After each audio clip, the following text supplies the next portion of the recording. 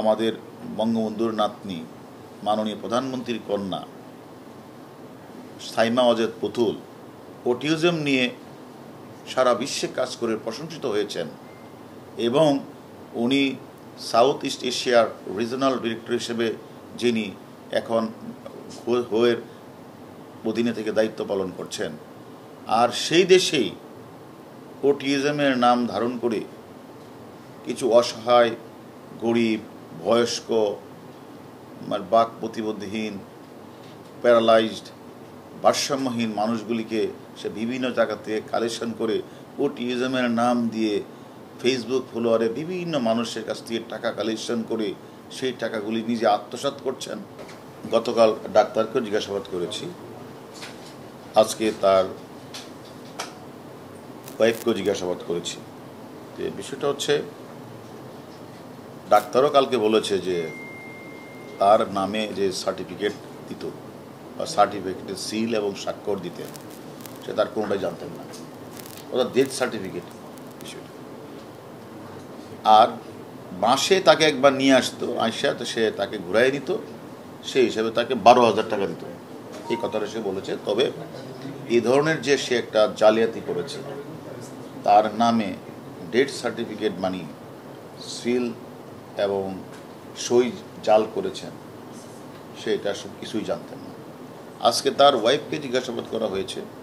তার ওয়াইফ যেটা বললেন যে তার স্বামী যে এ ধরনের ন্যাক্কারজনক অপরাধগুলি ঘটনা ঘটিয়েছে, এই যে টর্চার সেলে নিয়ে যেভাবে তাকে আমরা ছবি দেখিয়েছি পিটানোর দৃশ্যটা, এইটা আসলে একজন অনাথ অসহায় বাক প্রতিবন্ধী মানসিক ভারসাম্যহীন মানুষগুলিকে এভাবে পিটানো মোটেও ঠিক হয় নাই।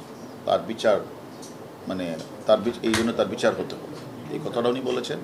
আর ওনাকে বলা হলো যে আপনার স্বামীর অ্যাকাউন্টে তো এখনও 1,85,00,000 টাকা আছে এবং এই টাকাগুলি কোথা থেকে পেতেন?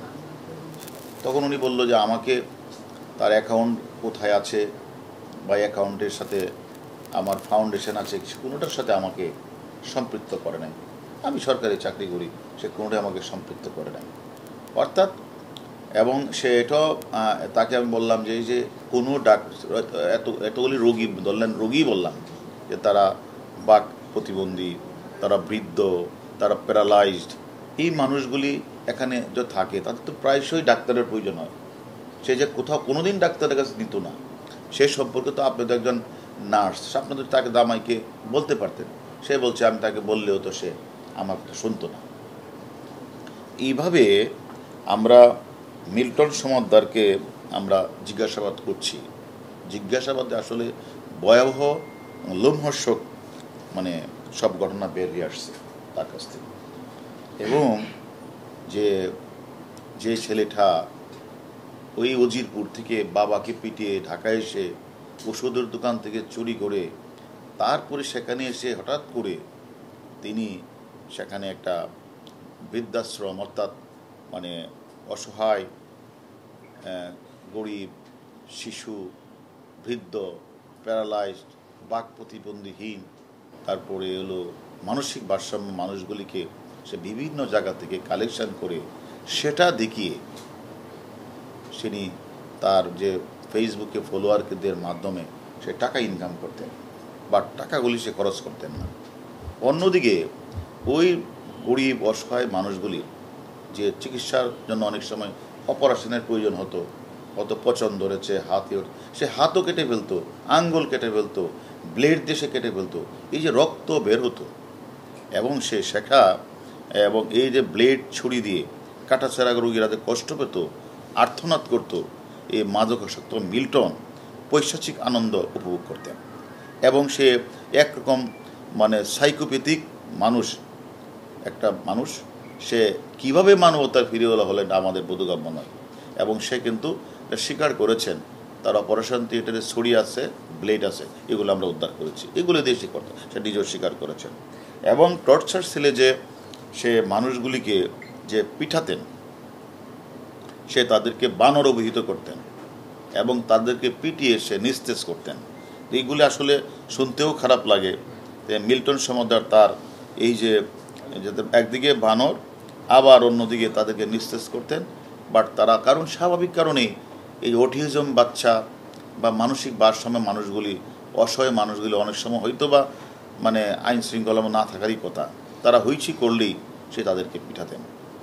আমার কথাটা হলো, যে দেশে মানে আমাদের বঙ্গবন্ধুর নাতনি মাননীয় প্রধানমন্ত্রীর কন্যা সাইমা অজেদ পুতুল অটিজম নিয়ে সারা বিশ্বে কাজ করে প্রশংসিত হয়েছেন এবং উনি সাউথ ইস্ট এশিয়ার রিজনাল ডিরেক্টর হিসেবে যিনি এখন হোয়ের অধীনে থেকে দায়িত্ব পালন করছেন, আর সেই দেশেই অটিজমের নাম ধারণ করে কিছু অসহায়, গরিব, বয়স্ক, বাক প্রতিবন্ধীহীন, প্যারালাইজড, ভারসাম্যহীন মানুষগুলিকে সে বিভিন্ন জায়গা থেকে কালেকশন করে অটিজমের নাম দিয়ে ফেসবুক ফলোয়ারে বিভিন্ন মানুষের কাছ থেকে টাকা কালেকশন করে সেই টাকাগুলি নিজে আত্মসাৎ করছেন।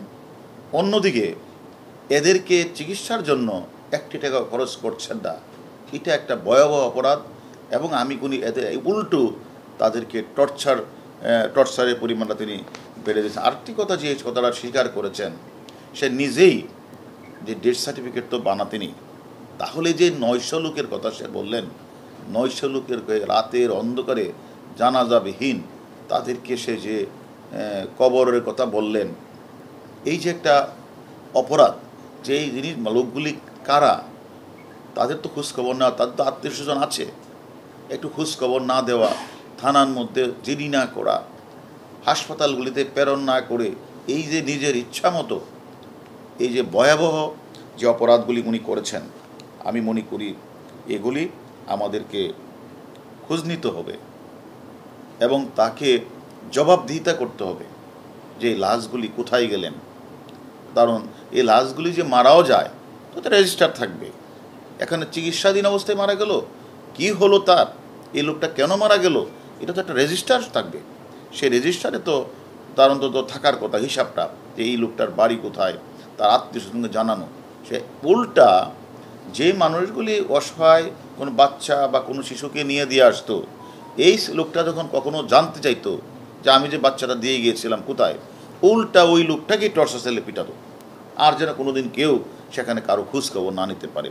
সেভাবে আমি মনে করি যারা ফেসবুকে এই মিল্টন, এই যে মাদকাসক্ত মিল্টনকে ফেসবুকে ভাইরাল করার জন্য কিছু অসহায় মানুষের ছবি তুলে তারা মানে এগুলি মানে বিভিন্ন জায়গায় প্রচার করতো শুধু টাকার উদ্দেশ্যেই, এখন তার অ্যাকাউন্টে প্রচুর টাকা, কয়েকদিনে 1,50,00,000 টাকা এসে গেছে, সে টাকাগুলি খরচ করে নাই।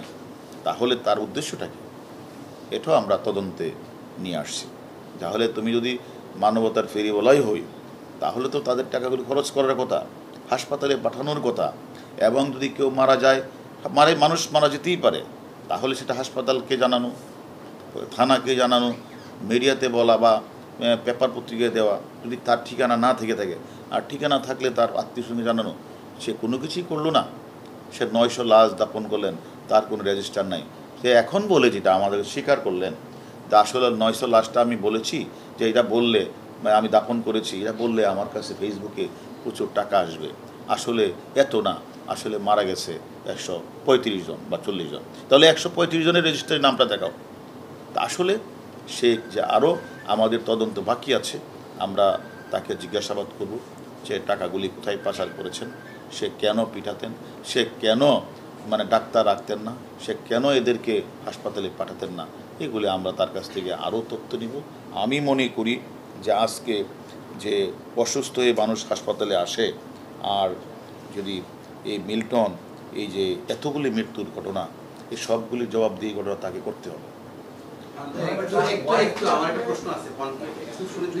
মিল্টন সমাদদারের যে বিরুদ্ধে যে অভিযোগ, সেই অভিযোগের সাথে তার স্ত্রী কোনো সম্পৃক্ততা পেয়েছেন কিনা?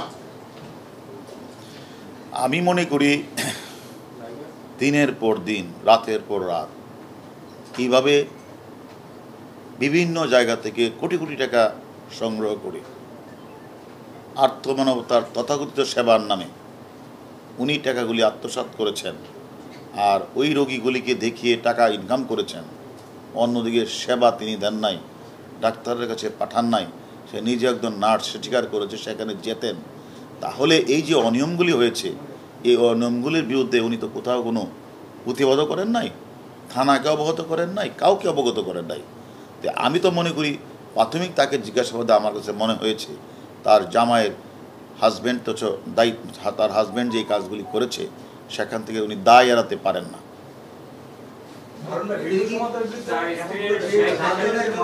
তবে দায় এড়াতে পারে না। তবে সে যে কথাগুলি বলেছেন যে সেখানে উনি ফাউন্ডেশনের টাকা পয়সা যে আসা, এখানে যে যত কিছু রয়েছে কোনো কিছুতে তার নাম নেই।